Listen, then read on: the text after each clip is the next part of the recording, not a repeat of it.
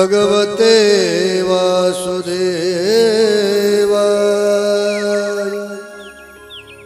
श्री सांब सदाशिवाय नमः। ओम नमो भगवते वासुदेवाय श्री सांब सदाशिवाय नमः।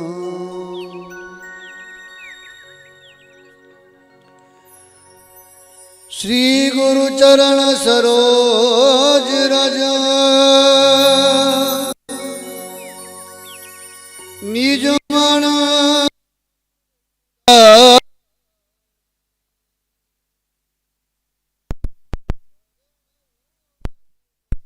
मल जसु जो दायक फल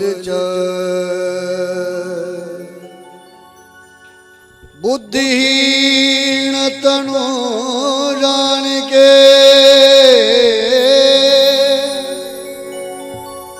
सुमिरो पवन कुमार बल बुद्धि विद्या देव मोहि हरहु कलेश विकार।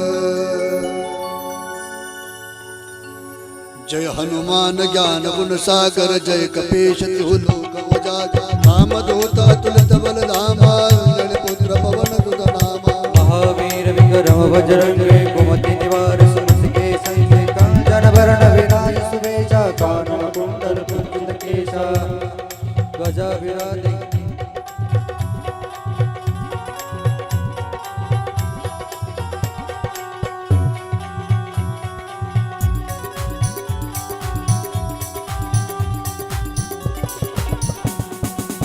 वज्र और ध्वजा विराजे कांधे मोद जनेऊ साजे शंकर सुवन केसरी नंदन तेज प्रताप विद्यावान गुणी अति चातुर राम काज करिबे को आतुर प्रभु चरित्र सुनिबे को रसिया राम लखन सीता मन बसिया। सूक्ष्म रूप धरि सिंह दिखावा विकट रूप धरि लंका जरावा भीम रूप धरि असुर संहारे रामचंद्र काज सवारे लाए संजीवन लखन जियाए श्री रघुवीर हरष उर लाए रघुपति के बहुत बड़ाई तुम प्रिय व्रत समभाई। सहज बदन तुम्हारो जस गावे अस कहे श्रीपति कंठ लगावे सनकादिक ब्रह्मादि मुनिजा नारद सारद सहित ईसा बाल जहाते कवि को बिन गई सके गाते तुम उपकार कर प्रिय राम मिलाय राजवर देवता। जय हो।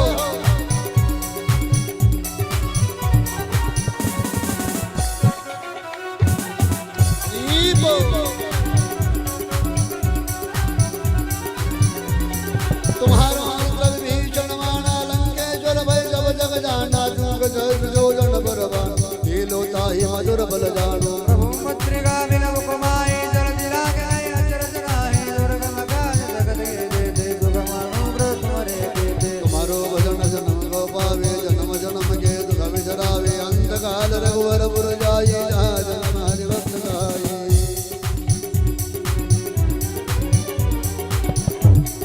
राम दुआरे तुम रखवारे होत न क्या बिनु बेदा सब सुखल है तुम्हारी चरण तुम रक्षक कहूँ को डरना। तेज समानो आपे तीनों लोक हाकते कापे दूत विराज निकट नहीं आवे महावीर जन नाम राज रूप हरे वीरा जपद निरंतर हनुमत वीरा संकट दे हनुमान दुरावे मन क्रोध जरदान दुरावे।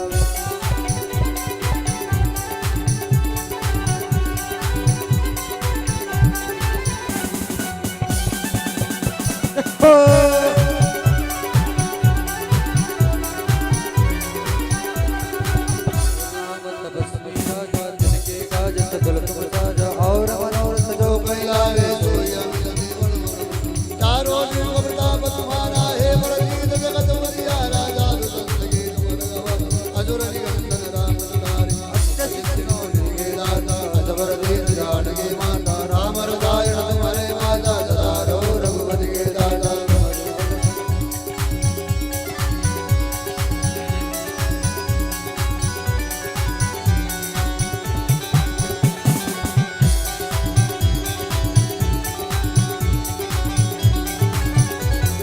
तुम्हारो भजन राम को पावे जन्म जन्म के दुख बिसरावे अंतकाल रघुबर पुर जाय जहाँ जन्म हरि भक्त गाये और देवता चित्तन धरय हनुमत जेहि सर्व जग करय संगड़ गढ़े मिटे जो विराज पद निरंतर हनुमत जय जय जय हनुमान जाय कृपा करो गुरुदेव की जो सत बार पाठ कर कोई जो तय बंदी मातु जो या बड़े हनुमान चालीसा हो यदि पिता की गौरी तुलसीदास हरि जय राखे जय नाथ देव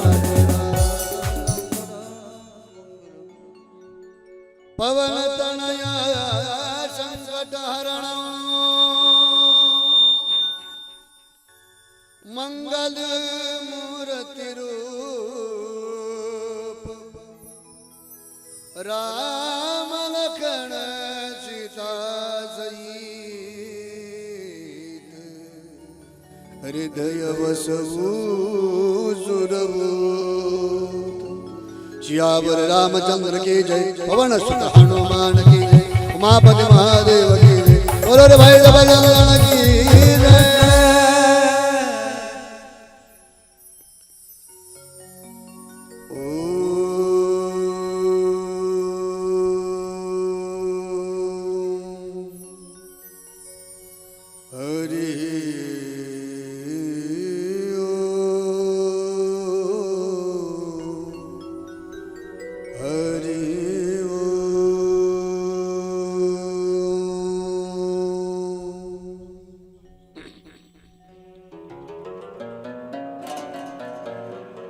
वक्रतुंड महाकाय सूर्यकोटि समप्रभ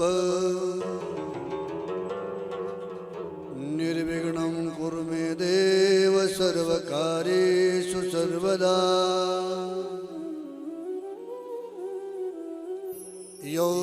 योऽन्तः प्रविश मम वाचमिमां प्रसुप्ता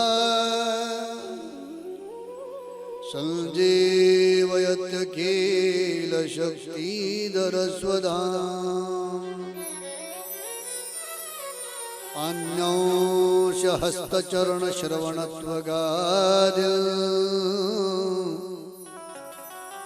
प्राणान्नमो भगवते पुरुषाय तुभ्यम्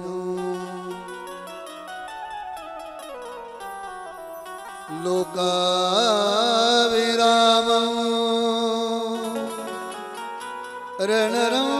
रणरङ्गधीरं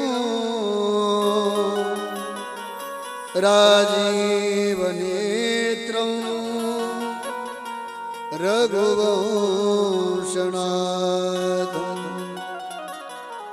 कारुण्यरूपं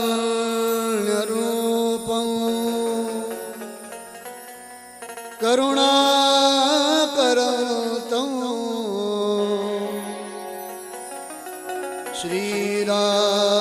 श्रीरामचन्द्रं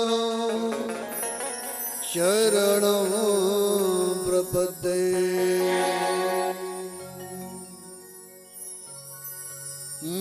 मनोजवं मारुततुल्यवेगं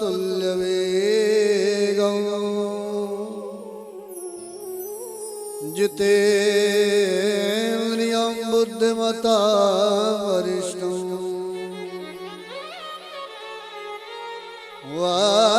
वातात्मजं वानरायुधमुख्यं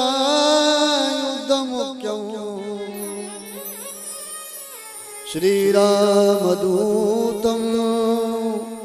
शरणं प्रपद्ये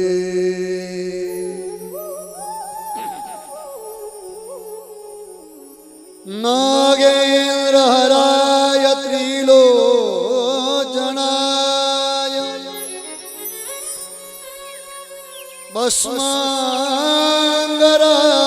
भस्माङ्गरागाय नमः शिवाय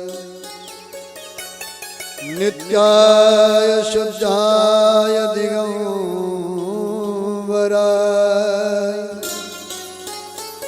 तस्मै नकराय नमः शिवाय तस्मै नकराय नमः शिवाय सर्वांनी शरीर आणि वाणी पवित्र व्हावा याकरिता भगवंताच्या नामाचा आश्रय घ्यायचा आहे. सर्वांनी मोठ्या प्रेमानं टाळी वाजून भजन करायचं आहे. हर हर महादेव शंभो काशी विश्वनाथ गंगा. हर हर महादेव शंभो काशी विश्वनाथ गंगा. हर महादेव शंभो काशी विश्वनाथ गंगा. हर हर महादेव शंभो काशी विश्वनाथ गंगा. हर हर महादेव शंभो काशी विश्वनाथ गंगा. हर हर महादेव शंभो काशी विश्वनाथ गंगा. हर हर महादेव शंभो काशी विश्वनाथ गंगा. हर हर महादेव शंभो काशी विश्वनाथ गंगा. जय हो. सर्वांनी टाळी वाजून भजन करा मायला.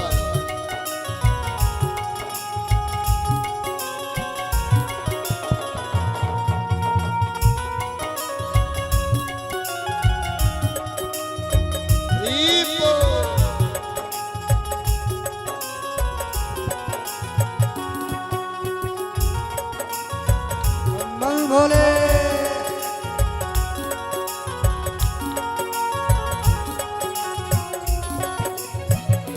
काशी विश्वनाथ गंगा. काशी अमरनाथ गंगा. विश्वनाथ गंगा. काशी अमरनाथ गंगा. काशी विश्वनाथ गंगा. काशी अमरनाथ गंगा.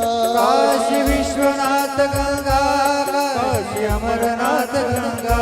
हर हर महादेव शंभो काशी विश्वनाथ गंगा. हर हर महादेव शंभो काशी विश्वनाथ गंगा. हर महादेव शंभो काशी विश्वनाथ गंगा. महादेव शंभो काशी विश्वनाथ गंगा.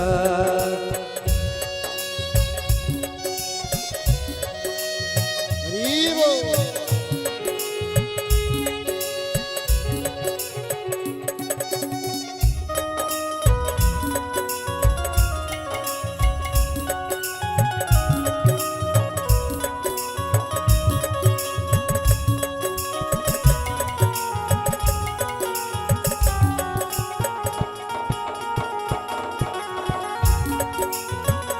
जय हो.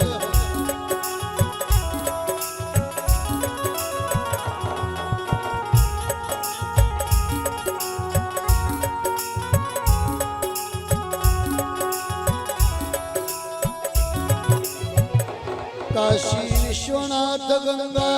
काशी अमरनाथ गंगा. काशी विश्वनाथ गंगा. काशी अमरनाथ गंगे. काशी विश्वनाथ गंगा. काशी अमरनाथ गंगा. काशी विश्वनाथ गंगे. काशी अमरनाथ गंगे. हर हर महादेव शंभो काशी विश्वनाथ गंगा.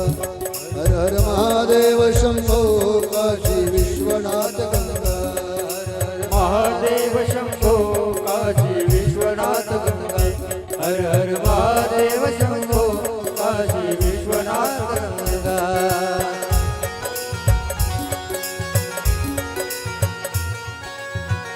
जय हो.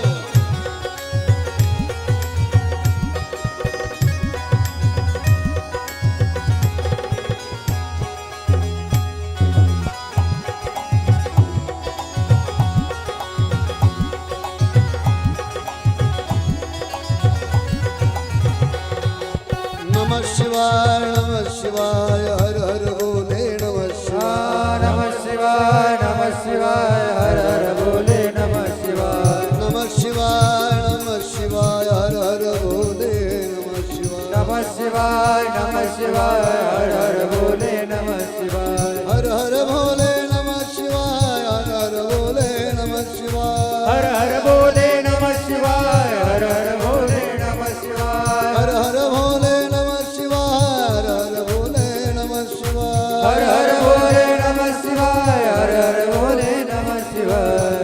शिवाय नमः शिवाय हर हर भोले नमः शिवाय नमः शिवाय हर हर भोले नमः शिवाय नमः शिवाय हर हर भोले नमः शिवाय नमः शिवाय हर हर भोले नमः शिवाय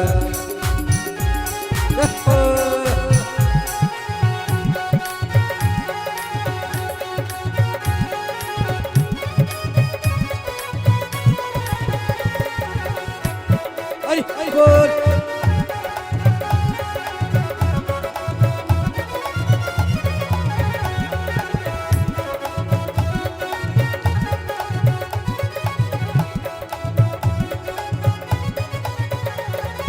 हर हर भोले नमः शिवाय हर हर भोले नमः शिवाय हर हर भोले नमः शिवाय हर हर भोले नमः शिवाय हर हर भोले नमः शिवाय हर हर भोले नमः शिवाय हर हर भोले नमः शिवाय हर हर भोले नमः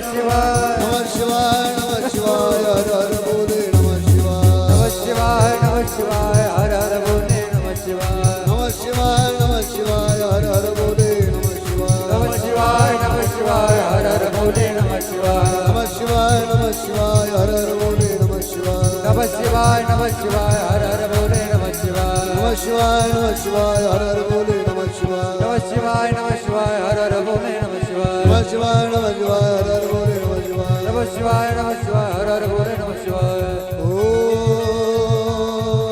नमः शिवाय हर हर भोले नमः शिवाय नमः शिवाय हर हर भोले नमः शिवाय हर हर भोले नमः शिवाय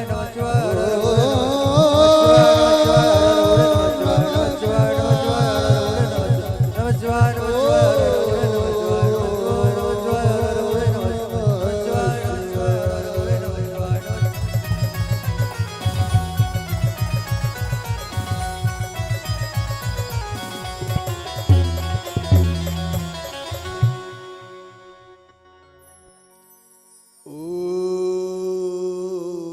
हर भोले नमः शिवाय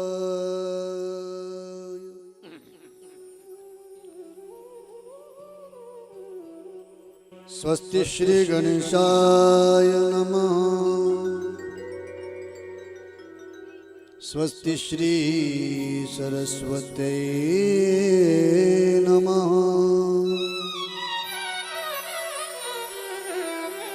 स्वस्ति श्री सांब सदा शिवाय नमः स्वस्ति श्री गुरुदेवताभ्यो नमः स्वस्ति श्री मातृपितृदेवताभ्यो नमः स्वस्ति श्री सकलदेवताभ्यो नमः पुंडलीक वरदारी विठ्ठल श्री ज्ञानदेव तुकाराम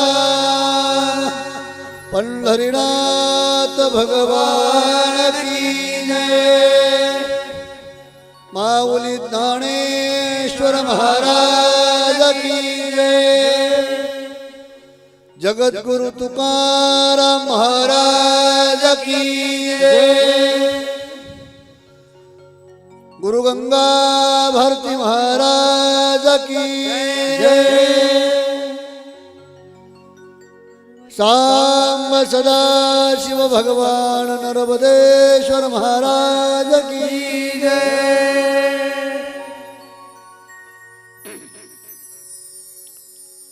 अखिल ब्रह्मांड चालक कर्तुम कर्तुम अन्यथा कर्तुम भगवान पंढरीश पांडुरंग परमात्म्याच्या कृपा आशीर्वादाने सकल संत महंतांच्या आशीर्वादाने समस्त ग्रामस्थ मंडळी पांगरा सर्वांच्या अनमोल सहकार्याने भगवान नर्मदेश्वराच्या प्राणप्रतिष्ठेच्या निमित्ताने समापन्न होत असणारी दिव्य ही भगवंताची साधना, भगवान सांब सदाशिवाचं चरित्र, शिव महापुराण कथा आपण या ठिकाणी श्रवण करत आहोत. आज आपल्या कथेचा 3रा दिवस आहे आणि कथेला प्रारंभ करण्यापूर्वी सर्वप्रथम या व्यासपीठावरती उपस्थित असणारे सर्व महाराज मंडळी, सर्वांच्या चरणावरती मी आदरपूर्वक साष्टांग प्रणिपात करतो.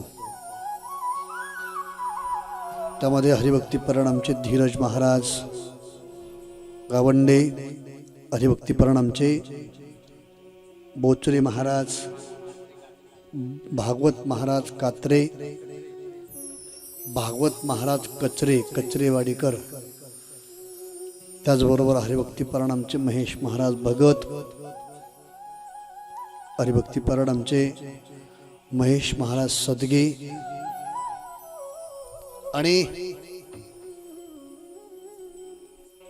सुंदर ज्यांचा साऊंड आहे हरिभक्तीपरायण आमचे अर्जुन महाराज काकडे, या सर्वांच्या चरणावरती मी साष्टांग दंडवत ठेवतो.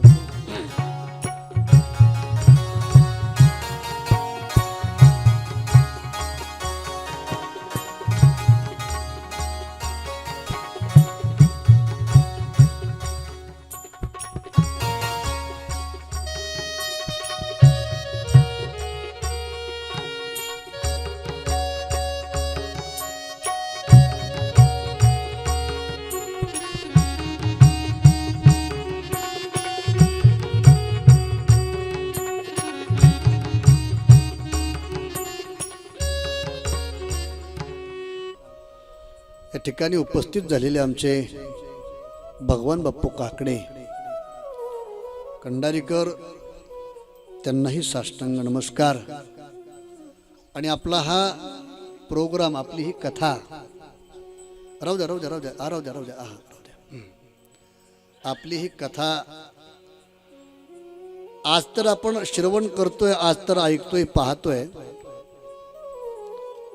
पण कथा आटोपल्याच्या नंतर जोपर्यंत आपण आहोत तोपर्यंत कधीही आपल्याला जर आपल्या पांगऱ्यातील ही कथा ऐकायची असेल, पाहायची असेल, याकरता सुंदर त्या कथेचं चित्रीकरण केल्या जात आहे. आमचे वारकरी नोटिफिकेशन म्हणून एक यूट्यूबला चॅनल आहे आणि ते चॅनल, त्या माध्यमातून आपण ही कथा प्रसारित करत आहोत. सुंदर आमची त्या ठिकाणी कथा, या ठिकाणी आपली कथा या चॅनलवरती आहे.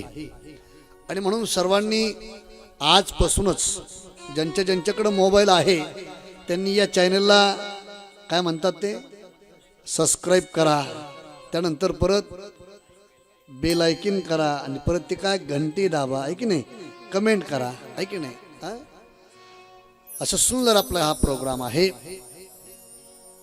जे या कॅमेऱ्यावरती आहेत सर्व या ठिकाणी एडिटिंग करून आपली कथा प्रोग्राम सगळे व्हिडिओ टाकतात ते आमचे विशाल गावडे. वा, सर्वांच्या चरणावरती साष्टांग दंडवत ठेवतो आणि कथेला आरंभ करतो. भोलेनाथ भगवान शंकराची ही कथा आहे. काल आपण कथा भाग श्रवण करत असताना कथेचं महात्म्य वर्णन केलं, महात्म्य पाहिलं कथेचं. आणि महात्म्य पाहत असताना देवराज नावाच्या ब्राह्मणाचं चरित्र आपण पाहिलंय, चंचुलेचं चरित्र आपण पाहिलंय आणि त्यानंतर कथा श्रवणाची विधी आपण काल ऐकली. कथेची निर्मिती कशी झाली आपण काल पाहिली. आज ही कथा आपल्याला श्रवण करत असताना, भगवान भोलेनाथाचं चरित्र श्रवण करत असताना भगवंताची महती श्रवण करायची आहे. भगवान सूतजी महाराज शौनकादी ऋषींना ही कथा सांगत आहेत. त्यानंतर पहिला संवाद या ठिकाणी कथेमध्ये येतोय तो म्हणजे सनत कुमार आणि नंदिकेश्वराचा. गोड येतो, आपण ऐकणार आहात. का ऐकली पाहिजे कथा, का ऐकावी कथा? कारण हे पुराण म्हणजे साक्षात भोलेनाथ आहे. या कथेच्या श्रवणाने आपल्या जीवनातील दुःख, दारिद्र्य, दैन्य हे सर्व निरसन होत जाते आणि सुखाची प्राप्ती तुम्हाला मला होतीये. जीवाची जर अवस्था पाहायला आपण गेलो तर प्रत्येकाला सुख हवंय. सुखाचा जर विचार केला, सुख कुठलं हवंय? गाडी, घोडा, संपत्ती हे सुख नाहीये. सुख कुठलं पाहिजे? मोक्षरूपी सुख पाहिजे, मुक्ती पाहिजे, मरणोत्तर सुख पाहिजे. ज्या करता हा अनमोल किमतीचा देह तुम्हाला मला भगवंतानी दिलाय. देवे दिला देह भजना गुमटा. हे शरीर भगवंतानं तुम्हाला मला भजनासाठी दिलंय. का? या शरीरामध्ये भजन कीर्तन का केलं पाहिजे? महाराज सांगतात, बाहो तुल्य मानसो देही निज ज्ञान घातले पायी. अनमोल किमतीचं हे शरीर भगवंतानं तुम्हाला मला दिलंय. यामध्ये अनेक प्रकारचे जीव बनवलेत, पण मानव देह जो आहे तो भगवंतानं अपेक्षेनं बनवलेला आहे. त्यामध्ये ज्ञान घातलंय. माझं चिंतन, माझं भजन करावं यासाठी. मानवाची निर्मिती त्यासाठी आहे. दिले इंद्रिय, हात पाय कान, डोळे मुख बोलाया वचन, जेने तू जोडसी नारायण, नाशे जीवपणा बबरू. एक एक इंद्रिय भगवंतानं तुम्हाला मला त्याच्यासाठी दिली आहे. पण पर्याय काय झाला, परिणाम काय झाला? तो या झाला फाटा बाधिकेचा. विसरलो आपण. रे मनुष्य जन्म अनमोल रे, मिट्टी में ना रोल रे. अब जो मिला है फिर ना मिलेगा, कभी नहीं कभी नहीं कभी नहीं रे. मनुष्य जन्म अनमोल रे, मिट्टी में ना रोल रे. अब जो मिला है फिर ना मिलेगा, कभी नहीं कभी नहीं कभी नहीं रे. मनुष्य जन्म अनमोल रे, मिट्टी में ना रोल रे. अब तो मिलेगा फिर न मिलेगा, कभी नहीं कभी नहीं कभी नहीं रे. जय हो.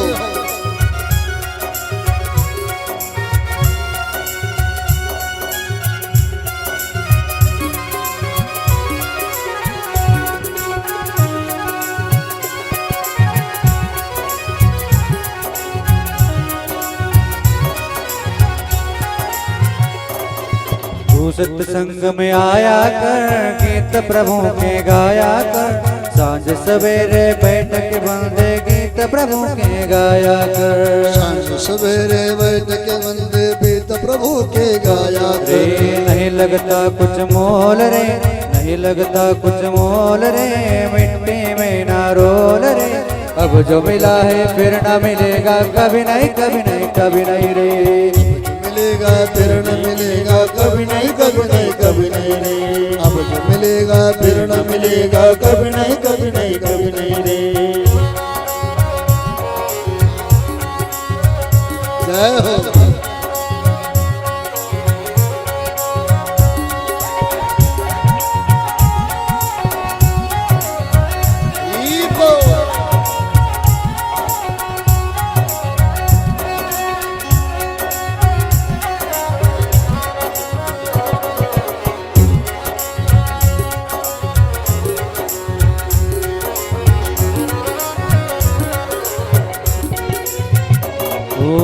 मतलब का संसार है, इसका क्या एतबार है। संभल संभल के कदम रखो, फूल नहीं अंगार है। संभल के कदम रखो, फूल नहीं अंगार है। मन की आँखें खोल रे, मिट्टी में ना रोल रे। मन की आँखें खोल रे, मिट्टी में ना रोल रे। जो मिला है फिर न मिलेगा, कभी नहीं कभी नहीं कभी नहीं रे। फिर न मिलेगा, कभी नहीं कभी नहीं कभी नहीं। ओ मनुष्य जन्म अनमोल रे, मिट्टी में ना रोल रे। अब जो मिला है फिर न मिलेगा, कभी नहीं कभी नहीं कभी नहीं रे।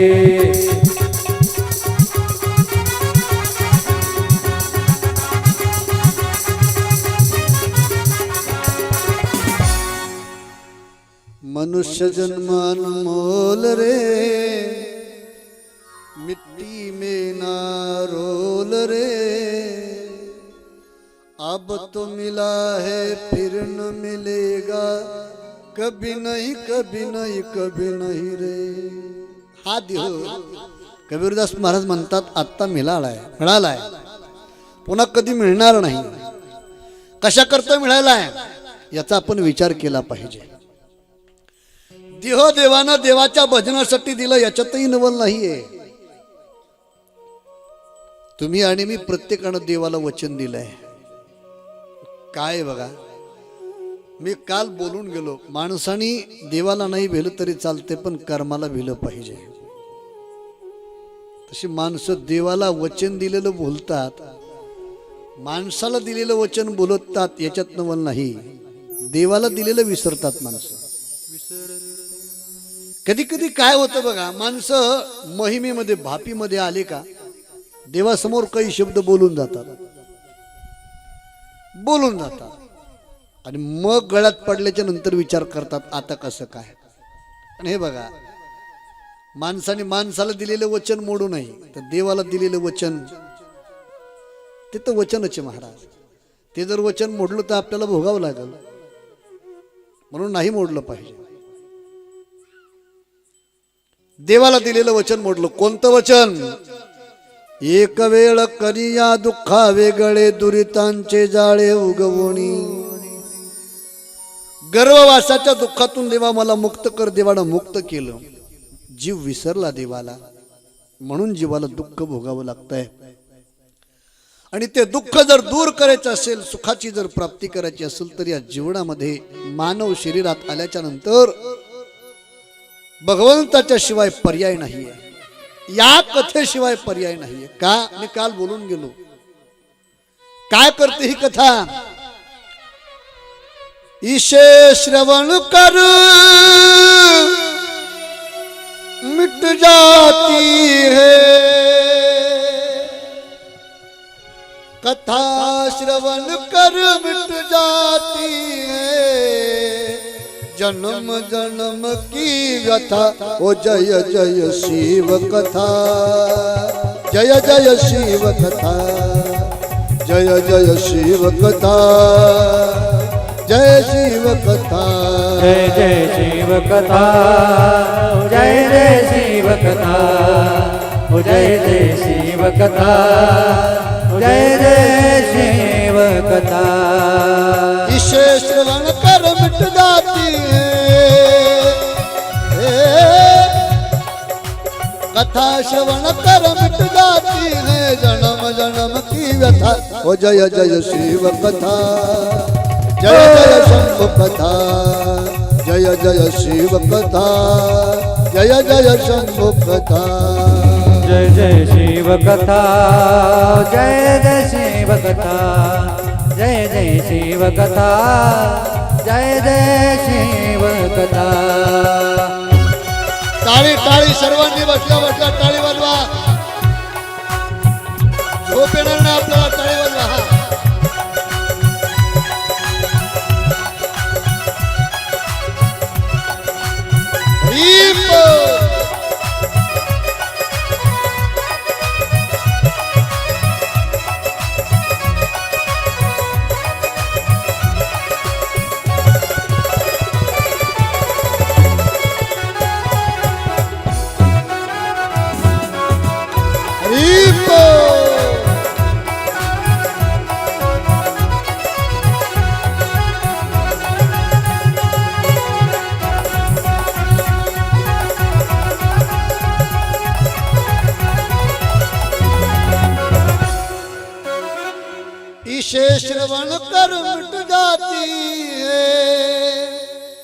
जन्म जन्म की व्यथा जय जय शिव कथा जय जय शिव कथा। या कथेच्या श्रवणाने आत्यंतिक दुःखाची निवृत्ती होती, सर्व दुःख हरत महाराज। आपण ऐकलं काय? अशी गोड कथा भगवान सुतजी महाराज शौनकादिक ऋषींना वर्णन करून सांगतायत। हे ऋषींनो, पूर्वी मंदर पर्वतावरती सनत कुमार नंद किशोरांना ही कथा या ठिकाणी सांगतात। आता गोड कथा आहे, आपण ऐका। सनत कुमार बोलू लागले, पूर्व काळी श्री विष्णू शेषाच्या शेणावरती विश्रांती घेत होते। भगवान लक्ष्मी माता त्यांचे पाय चिपत होती। पाय लक्ष्मीचे हाती तिशियावे काकुळती। भगवान लक्ष्मी माता मालकाची सेवा करत होत्या। भगवान शेषाच्या शेणावरती झोपलेले होते आणि तेवढ्या वेळामध्ये 4 मस्तकाचं माथार तिथे आलं। भगवान ब्रह्मदेव आले। ब्रह्मदेव आले आणि ब्रह्मदेवाला थोडासा अहंकार झाला। अहंकार झाला। ब्रह्मदेव आले आणि ब्रह्मदेवानं भगवान विष्णूकडे पाहिलं आणि भगवान विष्णूला ब्रह्मदेव बोलू लागले, ए बेटा उठ, मी तुझा बाप आहे, तू माझा पुत्र आहेस, उठ। अहंकारानं बोलले। आता खरं जर पाहायला गेलं, ब्रह्मदेव हे भगवान शंकराचे वडील आहेत, भगवान विष्णूचे वडील आहेत का? विष्णू भगवान शंकर भगवान ब्रह्मदेवाचे वडील आहेत। तसं जर पाहायला गेलं तर कथा पुराणामध्ये येते महाराज। आपण श्रीमद भागवतामध्ये ऐकतोय, शेषाच्या शेणावरती बसलेले जे भगवान विष्णू आहेत त्यांच्या नाभी कमलापासून ब्रह्मदेवाची उत्पत्ती आहे। ऐका, जेव्हा नव्हते कोठेची काही, चंद्र सूर्य तारा पाही, काहीच नव्हतं। मग ही सृष्टी निर्माण कशी झाली तर सृष्टीचा विचार सांगितला। नार म्हणजे पाणी, आणि पाण्यावरती जो शयन करतो त्याला नारायण असं म्हणतात। आणि त्या नारायणाच्या नाभी कमलापासून ब्रह्मदेवाची उत्पत्ती झाली। ऐकून जाता, नाभी कमळापासून, बेंबीपासून त्या ठिकाणी कमळाचं फूल, कमळाचं देठ उत्पन्न झालं आणि त्या कमळातून ब्रह्मदेवाची उत्पत्ती झाली। ब्रह्मदेव विचार करू लागले, माझा जन्म, माझं प्रागट्य कसं झालं? या करता आकाशवाणी झाली, तप करा। ब्रह्मदेवानं तपश्चर्या केली आणि मग कळालं। आणि मग भविष्यामध्ये पुढे ब्रह्मदेवाला प्रजापती हे पद दिलं आणि भगवंतानी सृष्टी रचनेचं काम ब्रह्मदेवाला दिलं। ब्रह्मदेव सृष्टी रचना करू लागले। सृष्टीची रचना करण्याचं कार्य ब्रह्मदेवाकडे दिलंय, पालन करण्याचं कार्य भगवान विष्णूने सांभाळलंय। मग आता सृष्टीचा प्रलय कसा होईल, मग ते कार्य कोणाकडे द्यावं? आणि म्हणून एक दिवस भगवान विष्णू ब्रह्मदेवाला त्या ठिकाणी नमस्कार करतात आणि भगवान विष्णूने ब्रह्मदेवाला विनंती केली, हे भगवन, सृष्टीची रचना आपण करतात, अनेक प्रकारे जीव आपण बनवले, पंचतत्वापासून ही सृष्टी बनवली, यामध्ये वेगवेगळ्या प्रकारचे जीवही आपण बनवले, पालन पोषण करण्याकरता मी या ठिकाणी आहे, हे कार्य मला पेलवत नाहीये। आणि मग भगवान ब्रह्मदेवाच्या भ्रुगुटीपासून, भ्रुगुटी म्हणजे हा 2 डोळ्याचा मधला भाग आहे का, या भगवान ब्रह्मदेवाच्या भ्रुगुटीपासून एका देवाची उत्पत्ती झाली. तो देव म्हणजे कोण आहे? तो माझा भगवान भोलेनाथ आहे. भगवान सांब सदाशिवाची भोलेनाथाची उत्पत्ती जी आहे ब्रह्मदेवापासून आहे, ब्रह्मदेवाच्या भ्रगुटीपासून आहे. अजूनही कोणी प्रश्न विचारतात, महाराज महादेवाचे मायबाप कोण आहेत? काही काही माणसं असतात ना अवकाळी, त्याला काही घेण देण नसतं, काही प्रश्न विचारायचे. महाराज आला का विचार प्रश्न. काही काही माणसं ते जेवला काही विचारित नाहीत. महाराज तुम्ही जेवले का? काही घेण देण नाही. महाराज हा ह्यो काय ह्यो प्रश्न, बरं आडव्या प्रश्न काय विचारावं हे बी कळत नाही माणसाला. काय विचारावं हे बघा, विचारलं पाहिजे. विचारू नये असं नाही, विचारलं पाहिजे. जे आपल्याला कळत नाही ते विचारलं पाहिजे. पण जे आपल्याला कळते तरी सुद्धा आपण मुद्दा म्हणून कोणाला विचारत असेल ते चुकीचं आहे. महादेवाचे मायबाप कोण आहेत? अरे तोच जगाचा मायबाप आहे. ब्रह्मदेवाच्या भ्रगुटीपासून त्याची उत्पत्ती आहे. आणि मग भगवान भोलेनाथाने हे कार्य त्या ठिकाणी घेतलंय. या प्रकारे जर पाहायला गेलो आपण तर विष्णू ब्रह्मदेवाचे पती आहे, वडील आहेत. मग ब्रह्मदेवाने आवाज दिला, पुत्रा उठ.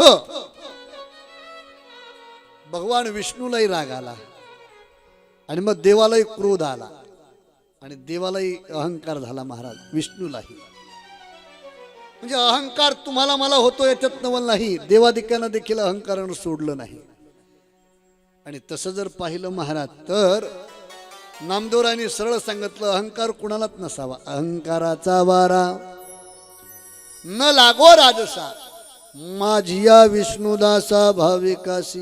अहंकार नसावा पण आपल्याला होतो. विष्णू परमात्म्यालाही अहंकार झाला.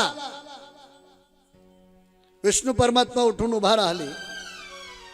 क्रोधानं त्या ठिकाणी पाहिलं ब्रह्मदेवाकडे आणि मग दोघात वाद पेटला. ब्रह्मदेव म्हणायचे मी श्रेष्ठ आहे, विष्णू म्हणायचे मी श्रेष्ठ आहे. ब्रह्मदेवाने सांगितलं मी श्रेष्ठ आहे. दोघांचा वाद सुरू झाला. आणि मग हा वाद कोण मिटवल? कोण मिटवल? तेवढ्यामध्ये भयानक उंचीचा असा एक स्तंभ उभा राहिला. आकाशवाणी झाली, विजा कडकडल्या आणि तो स्तंभ पाहला. दोनही भगवंतानं त्याकडे पाहिलं. पाहल्याबरोबर आश्चर्यचकित झाले. आणि त्यावेळेमध्ये भगवान भोलेनाथ महादेव प्रगट झाले. महादेव पाहतात, ब्रह्मदेव बोलतात मी श्रेष्ठ आहे, विष्णू बोलतात मी श्रेष्ठ आहे. भगवान भोलेनाथानं सांगितलं, जो कोणी या स्तंभाचा उगम आणि शेवट याचा शोध लावेल आणि अगोदर येईल तो श्रेष्ठ आहे, तो श्रेष्ठ आहे. आणि म्हणून महाराज ब्रह्मदेव वरती गेले आणि भगवान विष्णू खाली पाताळात गेले. ब्रह्मदेवानं कपट केलं महाराज. त्या स्तंभाचा शोध कुणालाच लागला नाही. ब्रह्मदेव एका फुलाला घेऊन आले. केतकीचं फुल आहे, त्याला आपल्याकडे केवड्याचं फुल म्हणतात, केवड्याचं. आणि त्याला विनंती केली, हा स्तंभ जो मी पाहिला याचा शेवट मला कळालाय, हे सांगण्याकरता तू भगवान शंकराकडे चाल. तर बघा ते नंदी भगवान सुटलेत, त्याला पहा. येणारे नंदी आपल्या कथेमध्ये आज, पण अजून वेळ आहे नंदीला यायला, आहे की नाही. प्रभु रामचंद्र भगवान की जय. त्या केवड्याच्या फुलाला भगवान ब्रह्मदेवानं विनंती केली. आणि मग महाराज आता ब्रह्मदेवाच्या अधीन गेलं ते फूल. त्या फुलानं ठरवलं ब्रह्मदेवाला मदत करायची. ब्रह्मदेव आले, विष्णूही आले. दोघही आल्याबरोबर भगवान भोलेनाथानं विचारलं, तुम्ही दोघही परत आलात पण मूळ शोधून आलात का? तुम्हाला ज्या कार्याकरता पाठवलंय. भगवान विष्णू शांत राहिले. पण काय असं बघा, खळखळ पाण्याला काय म्हणतात ना, ते उखळ पाण्याला खळखळाट जास्त असतो. ब्रह्मदेवानं सांगितलं भगवान मी त्याचा शोध लावलाय, मी पाहून आलो. म्हणे कसं काय? आलो पाहून. आम्ही तुझ्यावर विश्वास का ठेवायचा? लगेच त्या केतकी त्या केवड्याच्या फुलाला बोलवलं. म्हणे सांग मी या स्तंभाचा शेवट पाहला का नाही तू सांग. आणि या केवड्याच्या फुलानं ग्वाही दिली भगवान यानं हा शेवट पाहला. शेवट पाहला एवढी ग्वाही दिल्याबरोबर आता महाराज भगवान भोलेनाथ म्हणजे काय सामान्य होते का महाराज? ते जरी आपल्याला भोळं दैवत वाटत असलं, भोळं कोणाला म्हणतो आपण? भोळं कोणाला म्हणतो बाबूराव महाराज? भोळं कोणाला म्हणतो आपण? ज्याला काही कळत नाही त्याला. तसं भोळं नाही ते. हे महादेव भगवान हे दैवत आहे का? हे तसं भोळं नाही. भोळं आहे पण कसं भोळं आहे तो कोब्बारीने सांगितलं.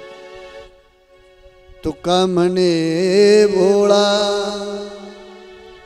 जिंकू जाणे कळी काळा. ते कळी काळावरती मात करणार आहे. कसं भोळं आहे महाराज गोड सांगितलं. शिव भोळा चक्रवर्ती, शिव भोळा चक्रवर्ती, शिव भोळा चक्रवर्ती,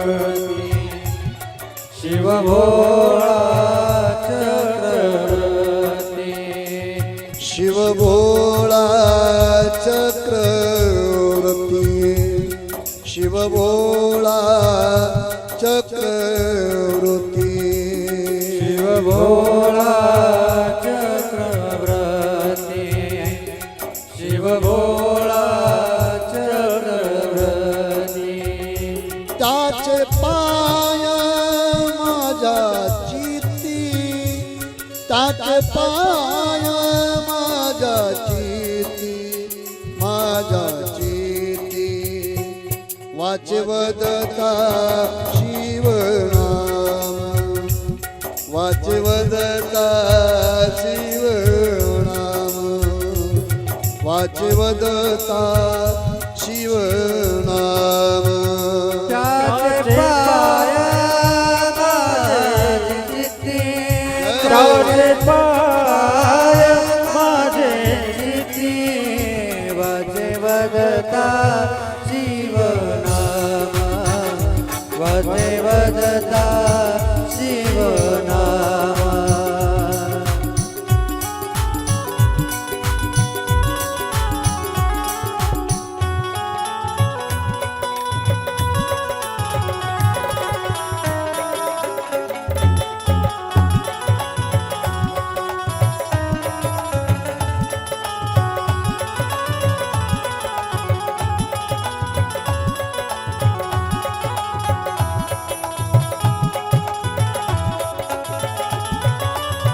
तयाने बाधी क्रोध काम, तयाने बाधी क्रोध काम, क्रोध काम वाचवदता शिवनाम, वाचवदता शिवनाम, वाचवदता शिवनाम, वाचवदता शिवनाम, वाचवदता शिवनाम.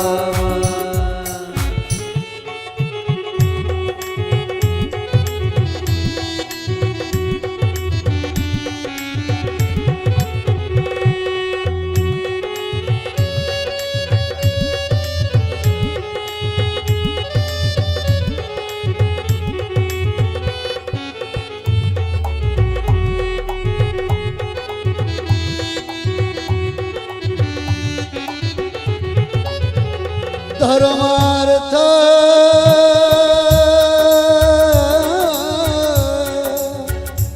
धर्मार्थ काम मोक्ष शिव देखता प्रत्यक्ष एका जन जनार्दनी शिव निवारी कळिकाळाचे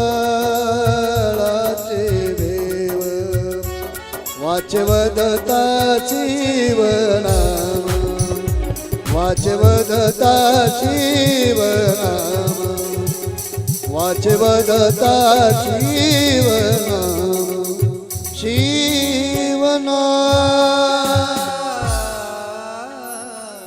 हे दैवत भोळ आहे महाराज, पण कसं भोळ आहे, चक्रवर्ती आहे. भगवंताने सगळं जाणलं महाराज. जाणल्याबरोबर भगवंताच्या लक्षात आलं ब्रह्मदेव खोटं बोलतात.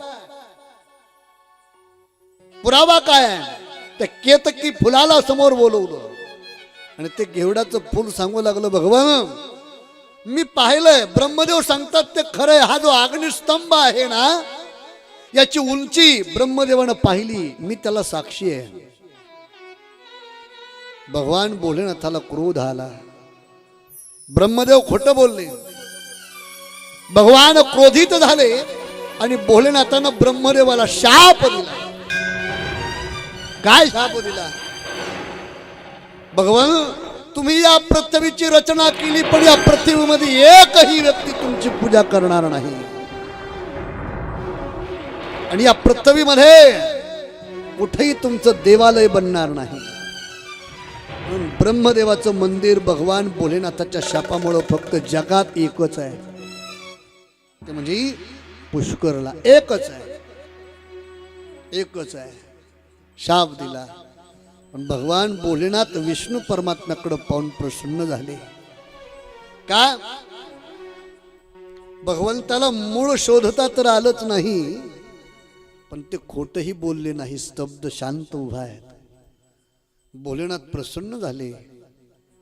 भोलेनाथानं भगवान विष्णूकडं केविल वाणीनं पाहिलं आणि मग भगवान भोलेनाथ सांगतात भगवन खरोखर श्रेष्ठ आपणच आहात, श्रेष्ठ आपणच आहात. आणि ज्या वेळेला ते केतकीचं फूल ब्रह्मदेवाच्या साक्षी देण्याकरता खोटं बोललं का भगवान भोलेनाथाला त्याच्यावरती राग आला, क्रोधित झाले भगवान. आणि भगवंताने त्या ठिकाणी त्या केतकीच्या फुलाला दंड दिला, दंड दिला. आणि ज्या वेळेला ब्रह्मदेव त्या ठिकाणी भगवान भोलेनाथानं शाप दिला म्हणून दंडवत करतात, नमस्कार करतात, क्षमा मागतात, त्यावेळेला भगवान भोलेनाथानं ब्रह्मदेवाचं संरक्षण व्हावं याकरता काल भैरव रूपानं अवतार घेतला. काल भैरव झाले ते आणि काल भैरव होऊन भगवान भोलेनाथ या सृष्टीचं त्या ठिकाणी रक्षण करतात, रक्षण करतात. आजही जे केतकीचं फूल आहे त्या फुलाला भगवंतानं दंड दिला. ते शरण आल्याच्या नंतर जे भगवान भोलेनाथानं काल भैरवाचं रूप घेतलंय त्या रूपामध्ये सामावून त्या ठिकाणी त्या केतकीच्या फुलाला घेतलंय आणि भगवंतानं काशीमध्ये त्या ठिकाणी वाराणसीत या केतकीच्या फुलाला काल भैरव रूपानं वास्तव्य दिलंय. ज्यावेळेला क्षमा मागितली भोलेनाथ प्रसन्न झाले आणि सांगितलं त्या फुलाला जो कोणी व्यक्ती माझ्या दर्शनाकरता काशीमध्ये येईल, जोपर्यंत तुझं दर्शन करणार नाही तोपर्यंत माझं दर्शन त्याला मिळणार नाही. आणि म्हणून काशी विश्वेश्वराचं जर दर्शन घ्यायचं असेल आपल्याला तिथं काल भैरवाचं दर्शन घ्यावं लागतं. उज्जैन मधला काल भैरव वेगळा, हा काल भैरव वेगळा. आणि देवानं महाराज भक्ताला ही अवस्था प्रत्येक जागेवरती दिलेलीच आहे. पंढरपुरामध्ये देखील पहा, पंढरपुरातही अशी एक भक्त आहे महाराज की त्या भक्ताला देवानं आपल्या पायाजवळ जागा दिलेली आहे. नामदेव महाराज आहेत. आणि त्याही पलीकडे एक भक्त आहे, त्या भक्ताचा जर विचार केला आपण कोण आहे ती महाराज. अनेक मार्गाने दिंड्या पंढरपुराला निघाल्या. एक सुंदर स्त्री होती, सुंदर लावण्यवती होती, अगदी सुंदर होती, मुलगी रूपवान होती. एवढं सौंदर्य किती सुंदर होती, कवीनं वर्णन केलंय. कदाचित तिनं जर नागिणीचं पान खाल्लं तर तिचा कंठ लाल दिसत होता, एवढी मुलगी सुंदर होती. पण ती मुलगी वेश्येची होती. म्हणून कुठेतरी नाचावं, लोकांचं मनोरंजन करावं आणि पोट भरावं, असा तिचा उद्योग होता. आपल्या स्वरूपाचा अभिमान होता त्या मुलीला. एक दिवस दिंडीत त्या गावामध्ये मुक्कामाला होती. रात्रीचं कीर्तन आटोपलं, काहीतरी तमोगुणी वाद्याचा आवाज येतोय म्हणून काही भजनी पाहण्याकरता गेले की नाही? आजही जातात ना. आता दिंडीला जर आपण पंढरपूरला गेलो तर सगळेच कीर्तन थोडं ऐकते. तिथं सुद्धा काही तमाशाला जाते ना. होय बाबा मामा, हा जाते काही तमाशाला. तसे काही भजने तिथं गेले. त्या मुलीनं पाहिलं, त्या मुलीला स्वतःच्या रूपाचा अहंकार होता, अभिमान होता. आता यांनी तिकडं पाहिल्याबरोबर त्यांच्या मनात फक्त एवढंच आलं, अरे अरे काय दिव्य स्वरूप दिले त्या मुलीला, पण ही मुलगी आपल्या स्वरूपाची त्या ठिकाणी घाण करते. सहज शब्द निघाला, अरे तुला जर एवढा तुझ्या रूपाचा अभिमान आहे तर ज्यानं तुला रूप दिलंय तो किती सुंदर असेल, किती सुंदर असेल. आणि मग त्या मुलीच्याही मनात भाव आला, माझ्यापेक्षा कुणीतरी सुंदर आहे, मला पाहायचं. संतांच्या सोबत ती मुलगी दिंडीत आली महाराज पंढरपूरला आल्याबरोबर तिनं देवाला पाहिलं. ऐका बरं का, देवाला पाहिल्याबरोबर स्वतःच्या रूपाचा अभिमान अहंकार झाला, गेला. काय? कारण तो देव एवढा सुंदर आहे, किती सुंदर आहे. राजस कुमार मदनाचा पुतळा, रवी शशी कळा, लोपलिया राजस कुमार.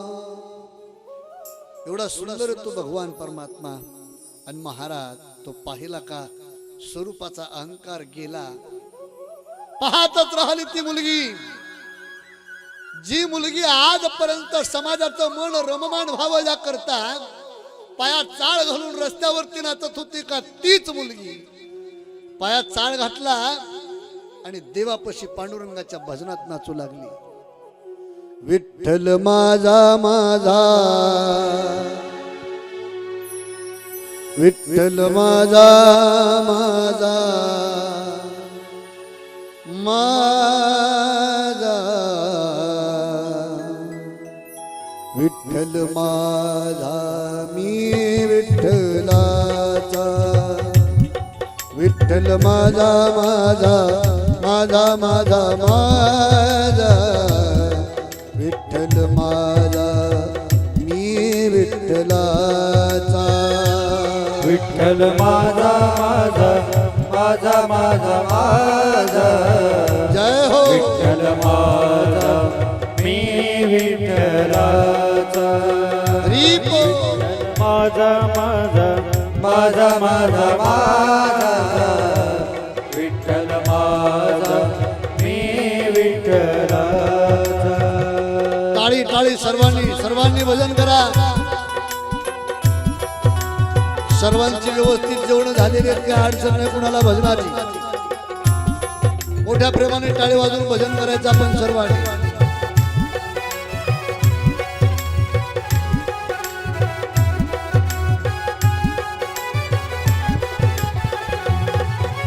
विठ्ठल माझा मी विठ्ठलाचा, विठ्ठल माझा मी विठ्ठलाचा, विठ्ठल माझा मी विठ्ठलाचा, विठ्ठल माझा मी विठ्ठलाचा, विठ्ठल माझा मी विठ्ठलाचा, विठ्ठल माझा मी विठ्ठलाचा, विठ्ठल माझा मी विठ्ठलाचा, विठ्ठल विठ्ठल माझा विठ्ठल माझा मी विठ्ठलाचा विठ्ठल माझा माझा माझा माझा माझा विठ्ठल माझा मी विठ्ठलाचा ओ विठ्ठल माझा माझा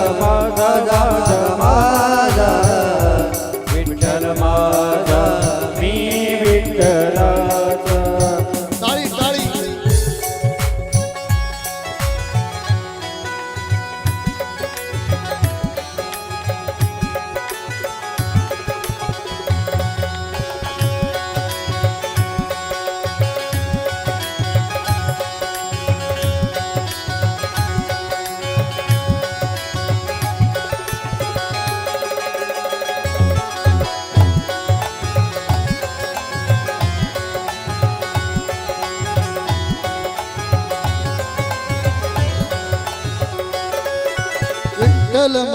विठ्ठल माझा मी विठ्ठलाचा विठ्ठल माझा मी विठ्ठलाचा विठ्ठल माझा मी विठ्ठलाचा विठ्ठल माझा मी विठ्ठलाचा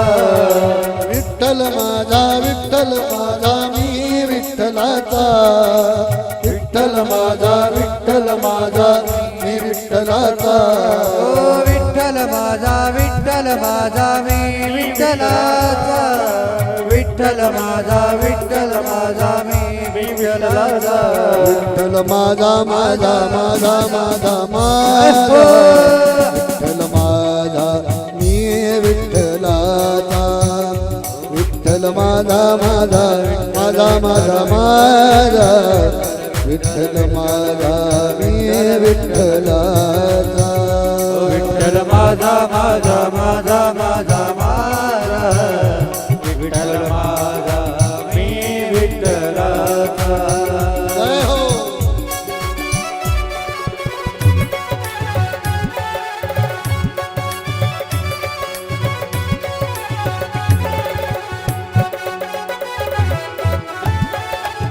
हरी बोल.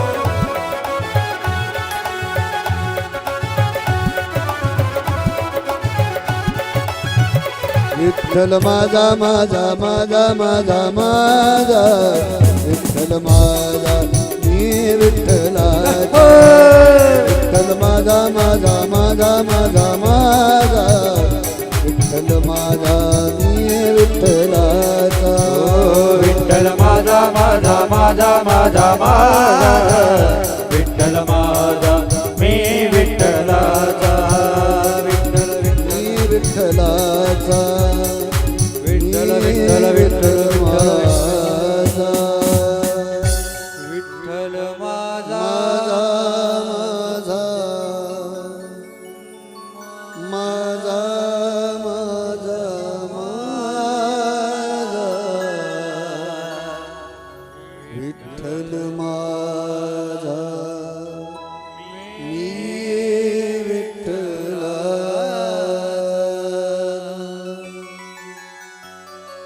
पायामध्ये चाळ घातला आणि ती मुलगी देवाच्या समोर नाचते एवढी नाचली नाचत नाचत नाचत नाचत ती देवाच्या समोर तिनं प्राण सोडला मंदिरामध्ये प्राण सोडला सकाळी सकाळी पहाटे पूजा करता बडवे पांडुरंगाच्या मंदिरात आले पाहिलं अरे कुणीतरी मुलगी पडलेली आहे पाहिलं काही ब्राह्मणांनी सांगितलं अरे उचला फेकून द्या चंद्रभागेमध्ये पण काही लोक चांगले होते महाराज नाही म्हणे ज्या आरती पांडुरंगाच्या मंदिरामध्ये त्या मुलीचा प्राण गेलाय त्या आरती देवाची काहीतरी लीला असेल त्याच स्वप्नामध्ये जाऊन त्याच्याच भगवंताने सांगितलं त्या मुलीला माझ्या जवळ जागा द्या कोण होती ती मुलगी एका वेशेची मुलगी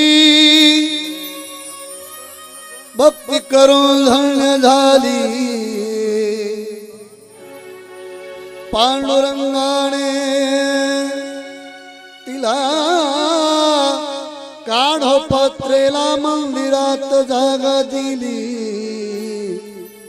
महाराज काढोपात्रा देवानं आजही देवाचं दर्शन आपल्याला तेव्हा होतं जेव्हा काणोपात्रेचं दर्शन घेता येईल अन्यथा पांडुरंगाचं दर्शन होत नाही. तसं भगवान भोलेनाथानं त्या ठिकाणी त्या केतकीच्या फुलाला, केवड्याच्या फुलाला प्रसन्न होऊन सांगितलं, काल भैरव रूपानं तू काशीमध्ये राहा, तुझं दर्शन झाल्याशिवाय माझं दर्शन पावन होणार नाही, असा वर दिला. भगवान भोलेनाथ तिथून निघून गेले. ब्रह्मदेवाचा अहंकार गेला. नंदिकेश्वर ती कथा ऐकतात. सणकुमार त्या ठिकाणी या नंदिकेश्वरांना सांगतात, हे भगवन, अशी असणारी भगवंताची ही गोड कथा आहे. पुढे भगवंताच्या कथेचं, पूजेचं महत्व त्या ठिकाणी विचारलंय. या भोलेनाथाला प्रसन्न करायचं आहे, भोलेनाथाची भक्ती करायची आहे. भक्ती मार्ग विचारला आणि मग भोलेनाथाची भक्ती त्या ठिकाणी कशी करावी, विभिन्न प्रकारे भगवंताच्या पूजेचं महत्व सांगितलंय. भगवंताचे रूप आहेत. काही देवाचे मूर्ती पूजा आहे, भगवंताची लिंग पूजा आहे. आणि लिंग पूजेमध्ये काही लिंग पूजा अशी आहे की त्याचं फळ अधिक आहे, त्याचं फळ अधिक आहे. भगवान शंकराच्या मूर्ती पूजेपेक्षा लिंग पूजेचं फळ जास्त आहे. आणि त्या लिंग पूजेमध्ये सर्वश्रेष्ठ जर लिंग पूजा कुठली असेल तर भगवान सनत कुमार सुतजी महाराज सांगतात, पार्थिव पूजा, पार्थिव लिंगाची पूजा. काय असते महाराज ती पार्थिव पूजा आहे तरी काय, आणि मग पार्थिव पूजेचं महत्व, पार्थिव पूजा या ठिकाणी भगवान सुतजी महाराज शौनकादिक ऋषींना, सनत कुमार नंदकेश्वरांना सांगतायत. आपणही ते ऐकणार आहोत. पण एक 5 मिनिटाची सर्वांना पाणी पिण्याकरता, उठून बस करण्याकरता, आणि जे काल आपण कथेमध्ये बोललोय ते जेवढे कथेला भाविक येतील तेवढ्यांना एक आपण चहा न देता, थंडीचे दिवस आहेत आणि म्हणून स्टेजवर कशाला तिकडे बाजूला हर हर बोले नमः शिवाय, ओम नमः शिवाय. हर हर बोले नमः शिवाय. नमः शिवाय, ओम नमः शिवाय. हर हर बोले नमः शिवाय. नमः शिवाय. ओम नमः शिवाय. हर हर भोले नमः शिवाय. ओ गंगाधराय शिव गंगाधराय, हर हर बोले नमः शिवाय. गंगाधराय शिव गंगाधराय, हर हर भोले नमः शिवाय. जटाधराय शिव जटाधराय, हर हर बोले नमः शिवाय. जटाधराय शिव जटाधराय, हर हर भोले नमः शिवाय. ओम नमः शिवाय, ओम नमः शिवाय. हर हर भोले नमः शिवाय. नमः शिवाय. ओम नमः शिवाय. हर हर भोले नमः शिवाय.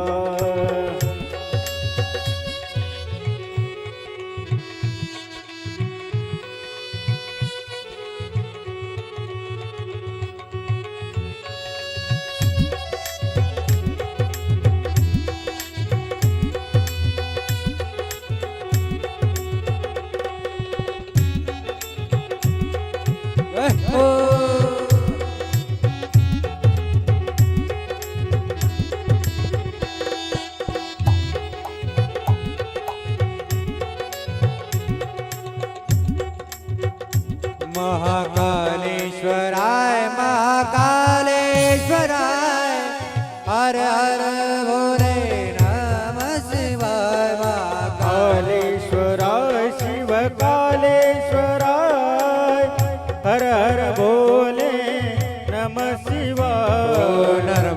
केदारेश्वराय नर्मदेश्वराय हर हर भोले नमः शिवाय नर्मदेश्वराय शिव नर्मदेश्वराय हर हर भोले नमः शिवाय केदारेश्वराय शिव केदारेश्वराय हर हर भोले नमः शिवाय केदारेश्वराय शिव केदारेश्वराय हर हर भोले नमः शिवाय नमः शिवाय ओम नमः शिवाय हर हर भोले नमः शिवाय नमः शिवाय ओम नमः शिवाय हर हर भोले नमः शिवाय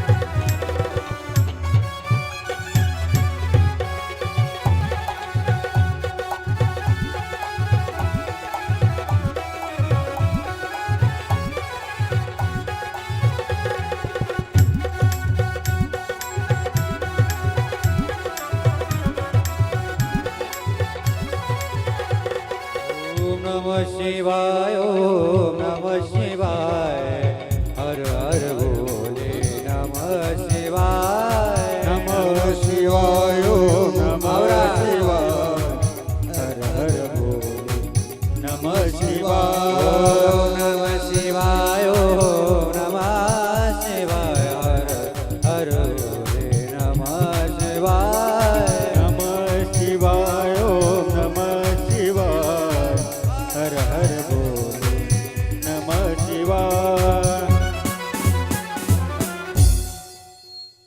ओम नमः शिवाय. झालं का कोणी राहिले झाले सगळे झाले का पाठीमागचे झाले का झाले ना बरं. ए अर्जुन ते वायर आहे ना वायर आपलं साऊंडचं थोडं पलीकडे घ्या आपलं वायर पलीकडे जातं थोडंसं जाऊ दे बरं पलीकडे थोडंसं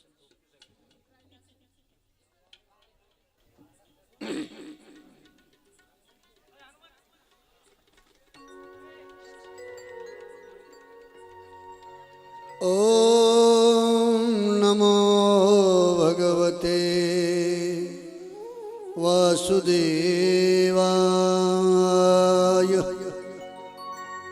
श्री सांब सदाशिवाय नमः. स्वस्ति श्री गणेशाय नमः. स्वस्ति श्री सरस्वते नमः. स्वस्ति श्री गुरुदेवताभ्यो नमः. स्वस्ति श्री सांब सदाशिवाय नमः. पुंडलीकवरधारी विठ्ठल श्री ज्ञानदेव तुकाराम नर्मदेश्वर भगवान की जय. भोलेनाथ भगवान ऐका ऐका ऐका. सनत कुमार नंदिकेश्वराला ही कथा सांगत आहेत. सुंदर आपणही त्या ठिकाणी ऐकत आहात. सुतजी महाराज शौनकादी ऋषींना ही कथा वर्णन करून सांगतात. हे ऋषींनो, मूर्तीमध्ये भगवंताच्या लिंग पूजेला खूप महत्व आहे. लिंग पूजा करत असताना सर्वश्रेष्ठ लिंग पूजा कुठली आहे? त्यावेळेला सूत महाराज बोलू लागले, ज्या त्या युगामध्ये त्या त्या लिंगाला महत्व होतं भगवंताच्या. सत्ययुगामध्ये रत्नाचं लिंग होतं, रत्न, त्याला महत्व होतं. त्रेतायुगामध्ये सोन्याचं लिंग, द्वापार युगामध्ये पाऱ्याचं लिंग आहे आणि कलियुगामध्ये पार्थिव लिंग हे सर्वश्रेष्ठ आहे. 8 प्रकाराच्या मूर्त्या पार्थिव श्रेष्ठ मानल्या जातात. त्यामध्ये तिच्या पूजेने पुण्यफळ तपश्चर्येपेक्षा अधिक असते. ज्याप्रमाणे नद्यांमध्ये गंगा श्रेष्ठ आहे, मंत्रांमध्ये ओंकार श्रेष्ठ आहे, वर्णामध्ये ब्राह्मण श्रेष्ठ आहे, नगरामध्ये काशी श्रेष्ठ आहे, वृत्तामध्ये शिवरात्री श्रेष्ठ आहे, त्या प्रकारे लिंगांमध्ये पार्थिव लिंग हे श्रेष्ठ आहे. शौनकादिकांनी प्रश्न केला, महाराज पार्थिव लिंग तुम्ही सांगताय, मग ते पार्थिव लिंगाची सविस्तर कथा आम्हाला सांगा. सूतजी महाराज गोड वर्णन करतात. पार्थिव लिंग कशाला म्हणतात? आपण जिथे वास्तव्याला राहतो त्या दिशेपासून, त्या जागेपासून भगवंताची जी जागा आहे, भगवंताची जी जागा आहे, जी दिशा आहे, 4 दिशा आहेत प्रमुख: पूर्व, पश्चिम, दक्षिण, उत्तर. उपचार: अग्नी, नैऋत्य, वायू आणि ईशान्य. तर ही ईशान्य दिशा भगवंताची आहे. मग ईशान्य दिशेला भगवान शिवाचं वास्तव्य जिथे राहतं त्याला आपण आता वारुळ असं म्हणतो. वारुळ मंत्राभिप्रीत करून त्याची माती आणायची वारुळाची, आणि त्या वारुळाच्या मातीला सुंदर त्या ठिकाणी त्या मातीपासून भगवान शंकराचं लिंग बनवायचं आहे. आपण जी पिंड बनवतो ना, वारुळाच्या मातीची बनवायची. परत वारुळ ऐका, परत कुठल्या दिशेचं पाहिजे? ईशान्य दिशा, कुठलंही नाही. माती घेत असताना अभिमंत्रित करून घ्यायची, मंत्र माहित नाहीये. मनात शिवाच्या ज्या मंत्राचा जाप करायचा, माती घ्यायची, सुंदर त्या मातीपासून लिंग बनवायचंय. ती लिंग बनवत असताना असं बनवायचंय की आपण त्यावरती पाणी घातलं की अभिषेक झाला पाहिजे. पार्थिव कशाला म्हणतात? हे भगवंताचं पार्थिव शरीर आहे. आपल्या भाषेमध्ये मृत पावलेला जो माणूस आहे त्याच्या शरीराला कोणतं शरीर म्हणतात? पार्थिव. हे शरीर कोणतं आहे? पार्थिव. तसं भगवान शंकराचं, भोलेनाथाचं पार्थिव शरीर ते आहे आजही मृत्यू लोकामध्ये. मग त्याची जर आपण विधिवत त्या ठिकाणी पूजा विधी केली, ते लिंग अधिक फळ देणारं आपल्याला आहे, हे सूतजी महाराज सांगतात. त्यानंतर सूतजी महाराजांना प्रश्न केला मानवाच्या निर्मितीच्या बद्दल. त्याला सूतजी महाराज सांगू लागले, स्वयंभू म्हणू महाराज आणि शतरूपा राणी हे पृथ्वी तलावरचं प्रथमतः त्या ठिकाणी जोडपं आहे. यांना 3 मुलं, 2 मुलं आणि 3 मुली आहेत. मुलांचा जर विचार केला, मुलं आपण ऐकले भागवतामध्ये, उत्तानपाद आणि प्रियव्रत. 3 मुली, देवहूती, आकुती आणि प्रसूती. देवहूतीचा विवाह ऋषी कर्दमाशी झाला, कर्दम ऋषींसोबत झाला. तिथे भगवान कपिल देवाचं प्रागट्य होत आहे. आकुती नावाची जी मुलगी आहे तिचा विवाह रुची प्रजापतीशी झाला, रुची प्रजापतीशी. आणि त्यानंतर प्रसूती नावाची जी मुलगी आहे तिचा विवाह दक्ष प्रजापतीशी होतोय. दक्ष प्रजापतीशी विवाह आटोपल्याच्या नंतर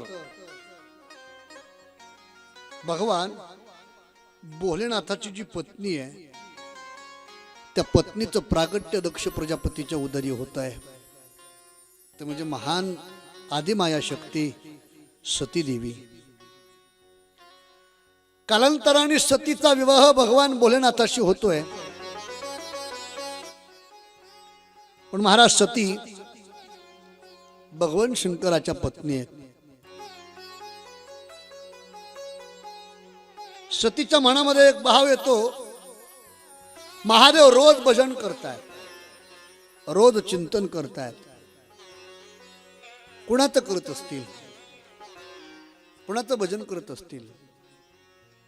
नारद ऋषी एक दिवस आले आणि नारदाला सतीनं सांगितलं, माझ्यावरती माझ्या मालकाचं खूप प्रेम आहे. नारदानं सांगितलं, हे बनावटी आहे. नारदा, असं म्हणतात गुरुनं कानात दिलेला मंत्र कुणाला सांगू नये, पण माझ्या मालकाने मला तो मंत्र देखील सांगितलं, एवढं प्रेम आहे. नारदानं सांगितलं, हे बनावटी आहे. जर कदाचित तुमच्यावरती एवढं प्रेम असतं तर भगवान भोलेनाथाच्या गळ्यामध्ये ज्या मुंड माळा आहेत त्या कुणाच्या आहेत सांगितलं तुम्हाला? म्हणे नाही. मग काय प्रेम आहे? नारदानं काडी टाकली महाराज. नारद निघून गेले. सतीनं हट्ट केला आपल्या मालकाला, गळ्यात ही मुंडमाळा कुणाच्या आहेत? सती, या मुंडमाळा तुझ्याच आहेत. माझ्या? तुझे एवढे काय अवतार घेतले तेवढ्या अवतारामध्ये तुझी काय आली, त्या अवतारातल्या प्रत्येक अवतारातलं एक एक मुंड मी गळ्यामध्ये घातलेलं आहे. आणि मग सतीनं सांगितलं, प्रत्येक वेळेला मी मरते, मी जन्मते, मग तुम्ही कधीच मेला नाही? म्हणे नाही, मला मृत्यू नाहीये. असं कसं शक्य होईल? असं तुम्ही नेमकं काय घेतलं औषध की तुम्हाला मृत्यू नाहीये? असं काय औषध घेतलंय तुम्ही? भगवान भोलेनाथ सांगतात, प्रभू रामचंद्राच्या नामाचा प्याला मी पेलोय, त्यामुळे मला मृत्यू नाही, त्यामुळे मला मृत्यू नाही. तुम्ही कुणाचं भजन करता म्हणले? प्रभू रामचंद्राचं. मला त्यांचे दर्शन घ्यायचे, मला भेटायचे त्यांना. आणि एक दिवस प्रभू रामचंद्राच्या भेटी करता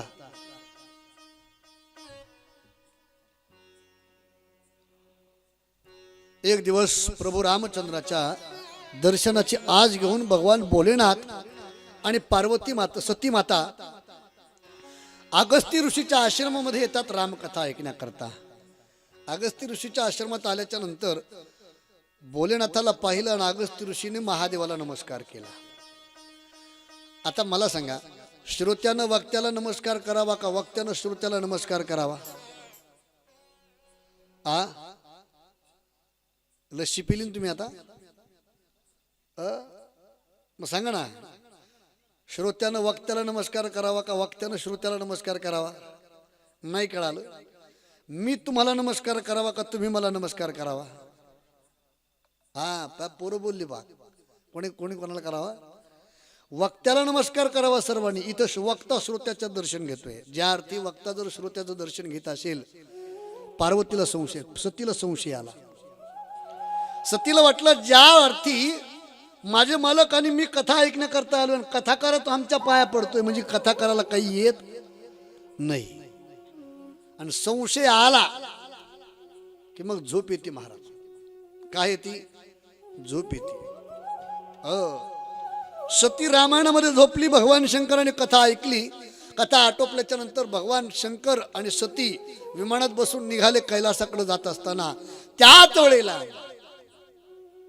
रावणानं जानकीचं अपहरण केलं. रावण जानकीला घेऊन गेला आणि प्रभू रामचंद्रजी जानकीचा शोध घेतात. लक्ष्मणा धाव, लक्ष्मणा धाव. लक्ष्मणा कुठे माझी जानकी? लक्ष्मणा, मी तुला सांगितलं होतं जानकीला अरण्यामध्ये एकटं सोडू नको. लक्ष्मणा, सांग माझी जानकी कुठे आहे? रामचंद्र झाडाला मिठी मारतात, दगडाला मिठी मारतात, भेटोल त्याला विचारतात, माझी सीता पाहिली का? जानकी पाहिली का भेटेल त्याला विचारतायत आक्रोश करून प्रभू रामचंद्रजी रडतायत जानकीनं सतीनं पाहिलं भोलेनाथानं पाहिलं जाता जाता भोलेनाथानं पाहिलं सतीला सांगितलं सती हा बघ माझा मालक हा बघ माझा पिता हा बघ माझा देव भोलेनाथानं दुरून नमस्कार केला कारण वेळ ती नाहीये सतीच्या मनात संशय आला सगळं जग माझ्या मालकाला देव म्हणतोय आणि माझा मालक याला देव म्हणतो हा तर बायकोसाठी रडायला लागला अरे जो बायकोसाठी रडतो त्याला कुठं देव म्हणावं का सतीनं प्रभू रामचंद्राची परीक्षा घेतली सतीनं काय परीक्षा घेतली आहे का हे बघा देवाची कधी परीक्षा घ्यायची नसते सीतेने विचार केला आपण सीतेचं रूप घेऊन समोर जाऊ सीता म्हणून जर स्वीकार केला आपला तर समजून घ्यावा हा देव नाही समोर आल्या प्रभू रामचंद्रानं पाहिलं माझी आई आहे पण माझ्या पत्नीच्या रूपामध्ये आली आहे प्रभू रामचंद्रानं मनामध्ये फक्त एवढंच उच्चारलं पाहिलं हात जोडले आणि फक्त सांगितलं आई साहेब तुम्ही एकट्याच फिरता माझे मालक माझे पिता श्री भोलेनाथ कुठे आहेत सतीनं पाय पकडले तुम्ही खरोखर देव आहात रे जोरी पानी प्रभु किर्ण प्रणाम पिता समेत लिंड निज नामो राम सिया राम जय जय राम राम सिया राम जय जय राम ओ राम सिया राम जय जय राम राम सिया राम जय जय राम सतीनं प्रणाम केला महाराज भगवान भोलेनाथ कैलास पर्वतावरती आले सती आल्या सतीनं विचारलं भगवान भोलेनाथानं विचारलं सती माझ्या देवाची परीक्षा घेतली खोटं बोलल्या नाही प्रभू देवाला कळालं माझ्या मालकाची परीक्षा घेतली आणि मग आता माझी पत्नी असताना माझ्या आईचं रूप धारण केले मग आता पत्नी म्हणून प्रपंच कसा थाटावा म्हणून सतीचा त्याग केला आणि त्याच क्षणी दक्ष प्रजापती राजानं आपल्या महालामध्ये एक यज्ञ ठेवला होता का भगवान शंकराचा बदला घेण्यासाठी जावई होते शंकर पण बदला घेण्यासाठी यज्ञ ठेवला होता काय बदला ज्या वेळेला ब्रह्मदेवानं प्रजापती हे पद दक्षाला दिलं होतं त्यावेळेला स्वर्गामध्ये सर्व देव जमले होते दक्षाचा मोठा सन्मान त्या ठिकाणी करणार सभेमध्ये दक्ष आल्याबरोबर सर्व देव उठून उभा राहिले पण भोलेनाथ नामामध्ये मग्न होते महाराज तसेच बसले खुर्चीवर दक्षाला राग आला माझा अपमान केला या अपमानाचा मी बदला घेईन महादेवाचा बदला घेण्यासाठी दक्षाने यज्ञ केला म्हणून आणखी एक सोज्वळ वाक्य माझं ऐकून जा कुणाला तरी कमी लेखण्याकरता आपला परमार्थ नसला पाहिजे कुणाचा तरी बदला घेण्याकरता आपला यज्ञ नसला पाहिजे का दुसऱ्याचा बदला घेण्याकरता केलेला यज्ञ आपला बदला घेत असतो कथा एका गोड आहे दक्षानं भोलेनाथाचा बदला घेण्याकरता यज्ञ ठेवला सर्वांना बोलवलं भोलेनाथाला नाही बोलवलं आणि काय होतं एखाद्या गावामध्ये सगळ्यांना पत्रिका मिळावी लागण्याची आणि एखाद्या घरालाच आमंत्रण नसावं सगळी लोक मोटरसायकली त्याच्या दारातून नेतात मुद्दाम तशी सगळ्या गाड्या सगळे विमानं जी आहेत का भगवान शंकराच्या वरतून चालले सतीनं पाहिलं मालक आज ही सगळी लोक कुठं चालली सती तुझ्या पित्याच्या घरी यज्ञ आहे तिकडं जात आहेत सगळे आपल्याला नाही जायचं त्यावेळेस भोलेनाथानं सांगितलं सती तहा गए कल्याण न होई काही जागा अशा आहेत तिथं बोलवल्याशिवाय जाऊ नये काही जागा अशा आहेत नाही बोलवलं तरी जावं आणि काही जागा अशा आहेत बोलवलं तरी जाऊ नये नाहीच गेलं पाहिजे महाराज सप्ताह चालू आहे नाम यज्ञ आहे, कथा कीर्तन आहे, भजन आहे. तुका म्हणे जवळी न पाचारिता जावे, न विचारता यावं इथं. उद्धाराचं साधन आहे. वाईट कुकर्म असेल, अधर्म असेल, तिथं बोलवलं तरी जाऊ नये. सती आणि काही जागा अशा आहेत बोलवल्याशिवाय जाऊ नये. एखाद्याच्या घरी मंगल कार्य असेल तिथं आपल्याला आमंत्रण असेल तरच जावं. तुझ्या पित्याच्या घरी मंगल कार्य आहे पण आपल्याला आमंत्रण नाही. सतीनं सांगितलं मालक बापाच्या घरी आमंत्रणाची आवश्यकता काय आहे. सती, ज्या दिवशी अक्षदा डोक्यावरती पडतो का त्या दिवशी बापाचा अधिकार मुलीवरती राहत नाही. हट्ट केला. सतीच्या मनात आलं पतीनं माझा त्याग केलाय, असं जगण्यापेक्षा माता पित्यांकडे जावं. सती निघाली. जात असताना सतीनं हट्ट केला जाणार म्हणून देवानं वीरभद्र नावाचा गण पाठवलाय. काही गण त्या ठिकाणी पाठवलेत. सती येते महाराज. गोड प्रसंग विरहाचा. एक 5 मिनिटं आहे का. ज्यावेळेला राजा दक्षाच्या महालामध्ये सतीनं प्रवेश केला का, संपूर्ण प्रजा सतीकडे पाहते आणि कुटू शब्दानं बोलू लागते. अरे अरे अरे, बघा बघा आली ती. वाईट शब्द वापरू लागतात. सतीचे डोळे भरून आले. ज्या ज्या वेळेला मी या महालामध्ये येईल त्या त्या वेळेला हीच प्रजा माझ्या स्वागताकरता उभी राहायची. हीच प्रजा फुलाचं आच्छादन माझ्या पायात खाली घालायची, पायघडा टाकायची, वाट पाहायची. आणि आज हीच प्रजा, हीच लोक माझी निंदा करतात, मला कटू शब्दाने बोलतात का. रडत रडत सती महालापर्यंत येते. सतीच्या बहिणीनं पाहिलं. सतीच्या बहिणी देखील निंदा करू लागल्या, मालकाविषयी बोलू लागल्या. सती, कसा आहे तुझा पती. अजूनही अंगाला राख लावून स्मशानात राहतोय का घर वगैरे बांधलंय. निंदा करू लागल्या. आणि ऐका मायबाप, पतिव्रता स्त्री जी असते ना, आपल्या मालकाची निंदा कानानं कधी ऐकू शकत नाही, खरी असली तरी. सतीचं हृदय गैवरून गेलं.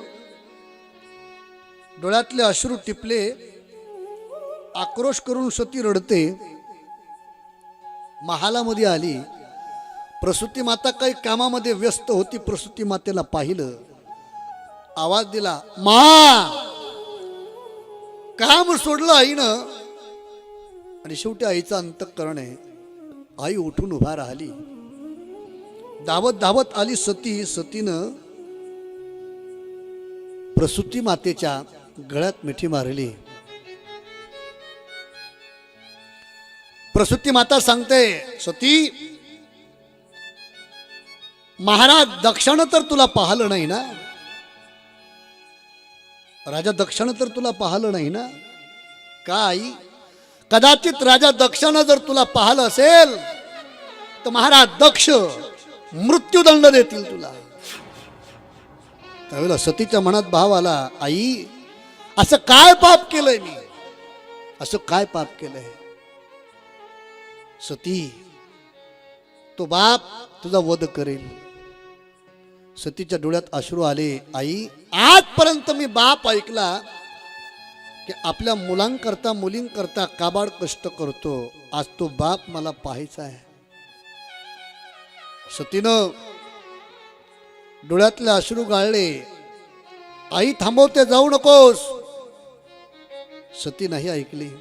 तो बाप मला पाहायचा आहे. आई, लोकांच्या रानात राब राब काबाड कष्ट करून जो बाप आपल्या मुली करता झटतो, तो बाप कदाचित असेल, बोटावर मोजणे एवढे बाप असतील दुष्ट, पण मुली करता काय करतो बाप, गोड बाप आहे. मुलगी जर झाली ना तर गाव मुलाची अपेक्षा करतं. मुलगी झाली की तोच बाप असतो जिलेबी वाटणारा, आनंद उत्सव करणारा. आनंदानं बाप मुलीला लहानाचं मोठं करतो, पण ज्या दिवशी मुलगी जाते का त्या दिवशी बापाला कळतं दुःख, तो बाप मला पाहिजे आहे. सतीनं त्या ठिकाणी आपल्या आईला विनंती केल्याच्या नंतर यज्ञ मंडपाकडे सती निघाली. आजा बाबा, यज्ञ मंडप सजलेला आहे. ब्राह्मण त्या ठिकाणी आहुत्या देत आहेत. विश्वातील सर्व देव देवता त्या ठिकाणी आहेत, उपस्थित आहेत. आणि त्या यज्ञामध्ये महाराज दक्ष प्रजापती येऊन बसलेले आहेत. सतीही येणार आहे. भगवान भोलेनाथाचा निरोप घेऊन काही गण सोबत घेऊन सती त्या ठिकाणी निघालेली आहे. आपल्या आईच्या महालातून सती यज्ञ मंडपाकडे निघाली. ब्राह्मणाचा मंत्रघोष चालू आहे. सर्व देव देवता आपापल्या आसनावरती बसलेली आहेत. आणि महाराज भोलेनाथाची पत्नी आदिमाया शक्ती सती त्या यज्ञ मंडपाकडे येत आहेत. ज्या यज्ञामध्ये देवदेवता बसले त्यांना कुणालाही कल्पना नाहीये सती त्या ठिकाणी आल्यात. आल्याबरोबर सर्वांनी सतीकडे पाहिलं. सती यज्ञ मंडपात आल्या. महाराज दक्ष त्या ठिकाणी उभे होते. दक्ष महाराज, महाराज उभे राहा, उभे राहा. सतीनं दक्ष प्रजापतीकडे पाहिलं आणि दक्ष प्रजापतीला नमस्कार केला. पित्याला नमस्कार केल्याबरोबर दक्ष प्रजापतीला क्रोध आला, राग आला. आणि रागानं त्या ठिकाणी दक्ष प्रजापती बोलू लागले, चालती हो का आलीशा यज्ञामध्ये? कोणी बोलवलं तुला?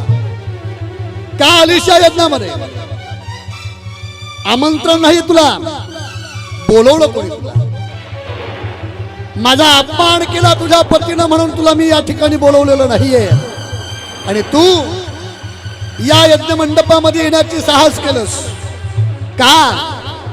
सतीनं दुरून हात जोडले आपल्या पित्याला. बाबा, यात माझा काय दोष? मला क्षमा करा. बापानं सांगितलं, कदाचित तू जर माझ्या डोळ्यापासून बाजूला नाही गेली तर याच बापाला आपल्या मुलीचा देह त्यागावा लागेल, हत्या करावी लागेल. सतीला त्या ठिकाणी यज्ञाजवळ गेला सती. आणि सती माता तिथे जवळ गेल्याबरोबर तो भडकलेला अग्नी सतीनं पाहला. सतीनं हात जोडले, विधात्याला प्रयत्न केला, देवा जन्मोजन्मी मला भगवान शंकर त्या ठिकाणी पती मिळावे ही अपेक्षा केली. आणि सतीनं आपला देह धाड दिशी त्या अग्नीमध्ये विलीन केला.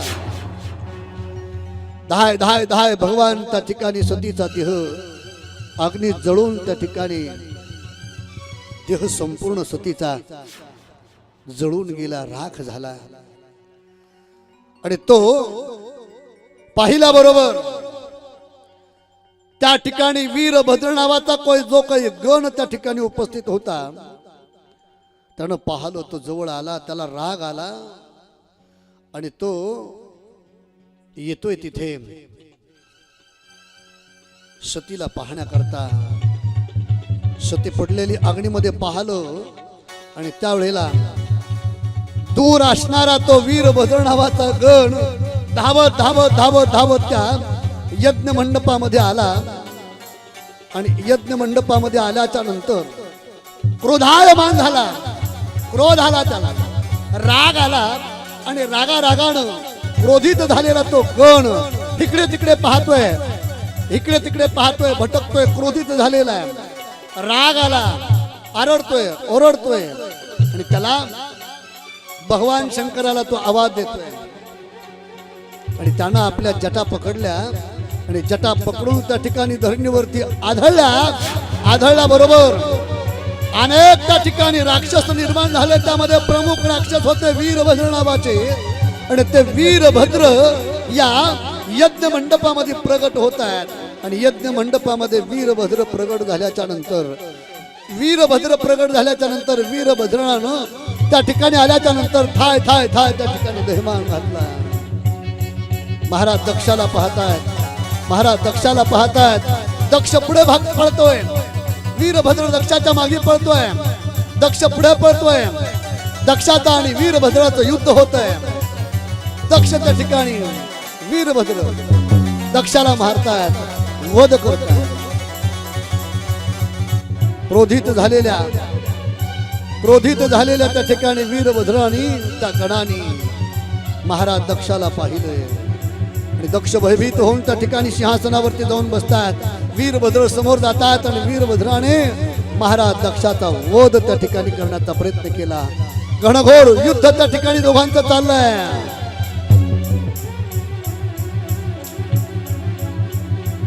भयानक असं युद्ध.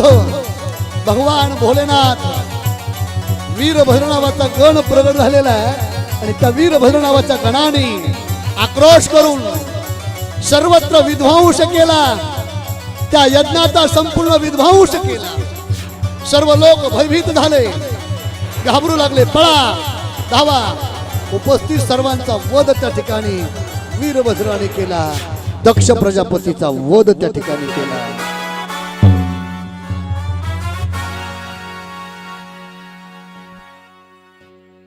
आणि दक्ष प्रजापतीचा वध केल्याच्या नंतर भगवान वीरभद्र भोलेनाथ प्रगट झाले. भोलेनाथाच्या चरणावरती विलीन झाले. भोलेनाथाने त्या ठिकाणी डोक्यावरती हात ठेवला, आपले जटा त्या ठिकाणी झटकवल्या. या प्रकारे आणि मग दक्ष प्रजापती वध केलेल्या भगवान भोलेनाथाच्या गणाने भोलेनाथ प्रगट झाले आणि मग भोलेनाथाने त्या ठिकाणी दक्ष प्रजापतीला जिवंत केलं. पण आता मस्तक तर उडवलेलं आहे म्हणून माणसाचं मस्तक काढलं आणि प्राण्याचं मस्तक लावलं. प्राण्याचं कुठल्या? शेळी याचा मुलगा म्हणजे आपल्या भाषेत बोकडाचं मस्तक त्या दक्ष प्रजापतीला लावलं. अशा प्रकारे भगवंताची ही सती चरित्र या ठिकाणी आहे. पुढे भगवान भोलेनाथ सतीनं देह त्याग केला म्हणून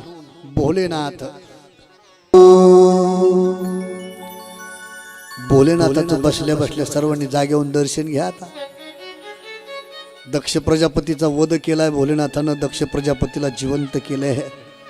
पहा, आपण कथा ऐकली की नाही ऐकली काही कळलं नाही, पण सांगू तुम्हाला, हे थोडंसं दृश्य तुम्ही पाहिल्याबरोबर सगळं तुमच्या लक्षात आलं काय झालंय ते. प्रत्यक्षात पाहिल्याच्या नंतर माणसाला खरोखर तुम्ही सांगा मला, ज्यावेळेस हा प्रसंग चालू होता, ज्यावेळेस ती सती माता यज्ञकुंडात उभी होती, यज्ञकुंड पेटलेला होता आणि तिथून पुढं खरं सांगा मला, सती आणि दक्ष प्रजापती ज्यांचं आगमन आपल्या मंडपात झालं, खरं सांगा मला, तुम्हाला कोणाला तरी घर आठवलं होतं का? कोणाला तरी आठवलं का कापसाचे पैसे कुठे ठेवलेत? कोणाला तरी लक्षात आलं का काही? महाराज, ही शक्ती शिवपुराण कथेची आहे. आपल्या चित्तामध्ये काही सुद्धा राहणार नाही.